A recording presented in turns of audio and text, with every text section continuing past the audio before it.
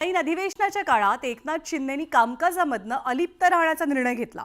कारण एकनाथ शिंदेंकडे असलेल्या तीनही खात्यांबाबतच्या प्रश्नांची उत्तरं आता एकनाथ शिंदे नाही तर त्यांच्याच पक्षातले इतर 3 मंत्री देणार आहेत। त्यामुळे कामकाजापासून दूर राहण्यामागे शिंदेंची ही नाराजी आहे की स्ट्रॅटेजी, अशी चर्चा रंगतेय। कोल्ड वॉर कुठलं काय कुठं आहे का काय? उन्हाळ्यामध्ये कुठं कोल्ड वॉर असतं? इथे सगळं थंडा फुलफुल आहे आणि काही नाही आमच्यामध्ये। मुख्यमंत्री देवेंद्र फडणवीस आणि उपमुख्यमंत्री एकनाथ शिंदेंचा हा दावा। अधिवेशनाच्या पूर्वसंध्येला पत्रकारांशी बोलताना मुख्यमंत्र्यांनी शिंदे आणि आपल्यात कोल्ड वॉर नसल्याचं सांगत माध्यमांना अशा बातम्या न चालवण्याबद्दल विनंती केली। पण या दाव्यांच्या काही तासात पुन्हा एकदा सगळं काही आलबेल नसल्याचे संकेत देणाऱ्या हालचाली घडल्या। कारण अधिवेशन सुरू होण्याआधीच उपमुख्यमंत्री एकनाथ शिंदेंनी अधिवेशनाच्या कामकाजापासून अलिप्त राहणार असल्याचं कळवलंय। एकनाथ शिंदे यांनी आपल्या तीनही खात्यांसंदर्भातल्या उत्तरांचं दायित्व शिवसेनेच्या मंत्र्यांकडे दिल्याची माहिती सूत्रांनी दिली, ज्यानुसार एकनाथ शिंदेंच्या नगरविकास खात्यासंदर्भातील प्रश्नांची उत्तरं देण्याची जबाबदारी उद्योग मंत्री उदय सामंत यांच्याकडे असणार आहे, तर सार्वजनिक उपक्रम MSRDCच्या संदर्भातील उत्तरांची जबाबदारी शालेय शिक्षण मंत्री दादा भुसे यांच्याकडे सोपवण्यात आल्याचं कळतंय। शिंदेंकडचं तिसरं खातं अर्थात गृहनिर्माण विभागाची जबाबदारी ही पर्यटन मंत्री शंभूराज देसाई यांच्याकडे असणार आहे। एकीकडे सरकारमध्ये तिन्ही पक्षात आणि तिन्ही पक्षाच्या नेत्यांमध्ये एकवाक्यता असल्याचं म्हणायचं आणि दुसरीकडे बैठकांना गैरहजर राहायचं, सोबतचे कार्यक्रम टाळायचे, असं काहीचं मागील काही महिन्यापासून घडतंय। आता शिंदेंनी थेट अधिवेशनात उत्तर देणं टाळण्याचा प्रयत्न केला, त्यामुळे पुन्हा एकदा शिंदे आणि फडणवीसांमध्ये कोल्ड वॉरची चर्चा सुरू झाली आहे।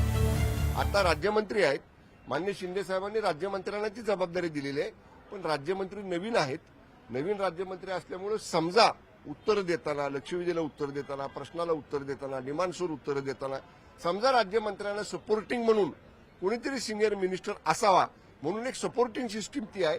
याचा अर्थ असा नाही की माननीय शिंदे साहेब अधिवेशनापासून लांब राहत आहेत। शिंदेंनी आपल्याच खात्यांची उत्तरं देणं टाळण्यामागे त्यांची नाराजी आहे की स्ट्रॅटेजी, असा सवाल आहे। कारण सत्ता स्थापनेनंतरचं तसं पाहिलं तर हे पहिलं पूर्णवेळ अधिवेशन आहे। त्यामुळे या अधिवेशनात विरोधक एकनाथ शिंदेंसह त्यांच्या पक्षाला घेरण्याच्या प्रयत्नात आहेत। अशा वेळी थेटपणे विरोधकांच्या निशाण्यावर न येण्यासाठी शिंदेंनी ही स्ट्रॅटेजी आखल्याची शक्यता आहे।